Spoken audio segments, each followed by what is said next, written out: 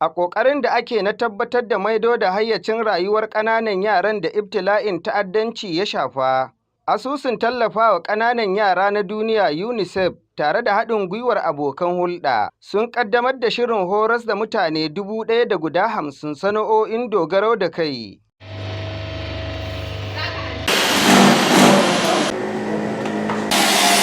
Lawan Abba Wakilbi shi ne kwamishinan ilimi, kimiyya da fasaha da ƙirƙire-ƙirƙire na jihar Borno. Lokacin da aka kirkiro wannan santa, gwamna ya kirkiro ma irin yaran da sun girma ba za su iya shiga makaranta haka ba.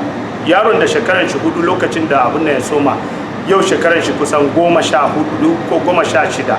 So kaga ba za ka kai shi firamare ka sa shi a aji ɗaya ba. Shi yasa aka yi musu wannan wuri.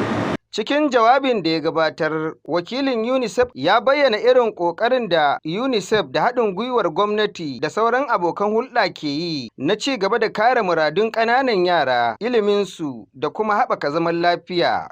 These girls and boys have faced many challenges, yet their potential and resilience remain unbroken. Our purpose, healing, rebuilding, and fostering a sense of purpose in adolescents who have had almost lost everything and lost hope.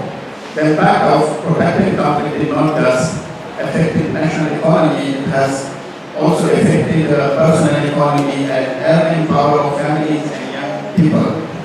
Kome yaran da suka ci gajiyar wannan shiri na horo ke cewa? Muna musu godiya, Allah ya sa albarka aikin su, Allah ya kara musu girma da daraja.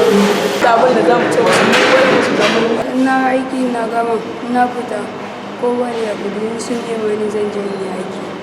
A duk lokacin da wani rikici ya wakana, iyaye mata da ƙananan yara su ne suka fi cutuwa saboda rauninsu, amma UNICEF na namijin ƙoƙarin kare muradunsu, musamman ma batun kiwon lafiyarsu, iliminsu da sauran bukatun yau da kullum. Sabiu Malam, Quick Action TV daga birnin Maiduguri.